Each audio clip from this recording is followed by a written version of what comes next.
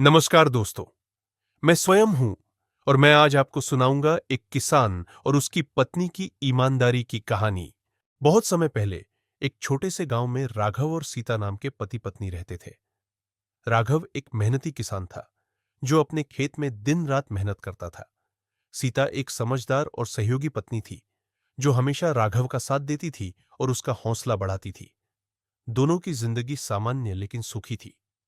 एक दिन जब राघव अपने खेत में काम कर रहा था तो उसे जमीन में एक चमचमाता सिक्का मिला।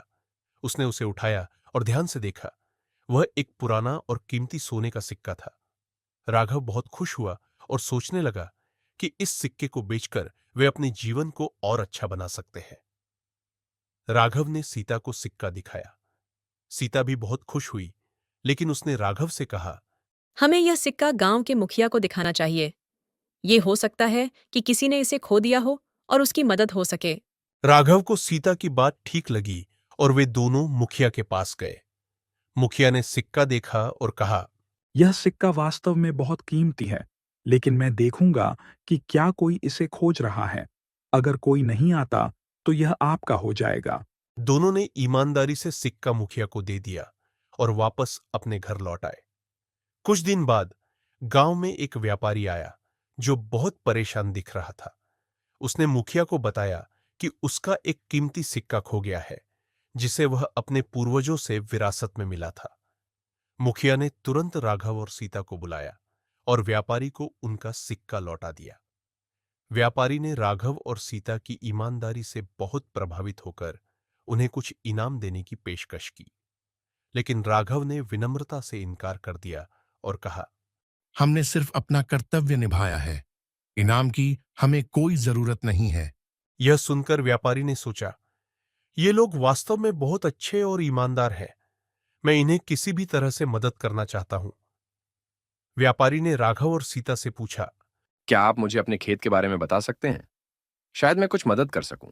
राघव ने अपने खेत की स्थिति व्यापारी को बताई। व्यापारी ने कुछ देर सोचा और फिर कहा, मैं तुम्हारे खेत के लिए कुछ अच्छे बीज और उर्वरक दे सकता हूं। इससे तुम्हारी फसल अच्छी होगी और तुम्हारी मेहनत का फल भी मिलेगा। राघव और सीता ने व्यापारी का धन्यवाद किया और उसकी मदद से अपने खेत में नई बीज और उर्वरक का उपयोग किया। कुछ ही समय में उनकी फसल बढ़ने लगी और वे पहले से भी अधिक खुशहाल हो गए। कुछ महीनों बाद राघव और सीता की फसल इतनी अच्छी हो गई कि वे न केवल अपने परिवार का भरण पोषण कर पाए, बल्कि गांव के अन्य लोगों की भी मदद करने लगे।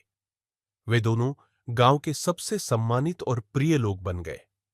गांव के लोगों ने उनसे पूछा। आपकी सफलता का रहस्य क्या है? राघव ने मुस्कुराते हुए उत्तर दिया, सच्चाई और प्रेम। जब आप सच्चाई के मार्ग पर चलते हैं और प्रेम से काम करते हैं, तो भगवान भी आपकी मदद करते हैं।